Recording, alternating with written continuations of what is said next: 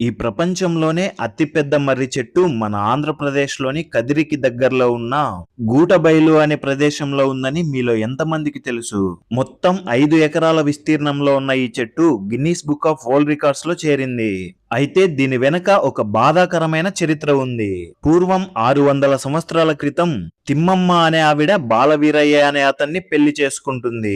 మొదట్లో వీళ్ళ దాంపత్య జీవితం ఎంతో సంతోషంగా గడుస్తుంది. అయితే అనుకోకుండా ఒక రోజు బాలవీరయ్యకు ఒక భయంకరమైన రోగం కమ్ముకుంటుంది. రాత్రి పగలు తేడా లేకుండా తిమ్మమ్మ తన భర్త సేవలోనే మునిగిపోతుంది. కానీ కొద్ది రోజులకే బాలవీరయ్య కాలంలో కలిసిపోతాడు.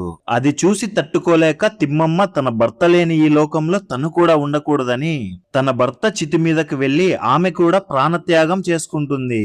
అది జరిగిన కొద్ది రోజులకు వాళ్ళు దహనమైన చోటు నుండి ఒక చిన్న మర్రి మొక్క మొలుస్తుంది. దానికి ఎవ్వరూ నీళ్లు పోయలేదు, ఎవ్వరూ దాన్ని పోషించలేదు.